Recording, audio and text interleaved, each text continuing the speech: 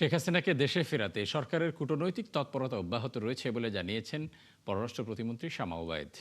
আসামি হিসেবে তার দেয়া বক্তব্য বিবেচ্য বিষয় নয় বলেও মন্তব্য করেন তিনি। বিকেলে সাংবাদিকদের সঙ্গে আলাপকালে প্রতিমন্ত্রী এসব কথা বলেন। সম্প্রতি পররাষ্ট্র মন্ত্রণালয়ে যেসব রদবদল হয়েছে তা স্বাভাবিক প্রক্রিয়া বলে জানান তিনি। সুফিয়ান ফারাবির রিপোর্ট। গণ অভ্যুত্থানের মুখে 2024 সালের 5 আগস্ট দেশ ছেড়ে পালিয়ে যায় শেখ হাসিনা। ভারতের সাথে বন্দি বিনিময় চুক্তির আওতায় মৃত্যুদণ্ডপ্রাপ্ত এই আসামিকে দেশে ফেরানোর তৎপরতা চালাচ্ছে সরকার। পররাষ্ট্র প্রতিমন্ত্রী শামা ওবায়েদ জানান, কূটনৈতিকভাবে তাকে দেশে আনার চেষ্টা অব্যাহত আছে। আসামি হিসেবে হাসিনার দেয়া বক্তব্য বিবেচনায় নিতে চায় না সরকার।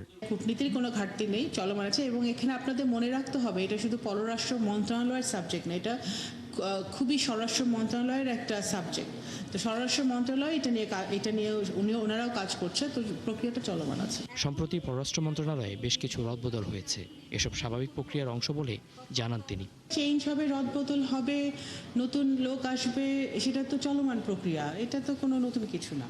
যখন এখানে সরকারের থেকে একটা আপনাদের স্টেটমেন্ট যাবে, সরকার থেকে প্রকাশ হবে, তখনই আপনারা জানতে পারবেন কেন, কোথায়, কিভাবে, কোন কারণে রদবদল হচ্ছে। বাট এটা চলমান প্রক্রিয়া। গঙ্গা চুক্তি নিয়ে ভারতের সঙ্গে বর্তমান সরকারের আলোচনা চলছে। প্রতিমন্ত্রীর আশা, এই চুক্তির গুরুত্ব বুঝতে পারবে দিল্লি।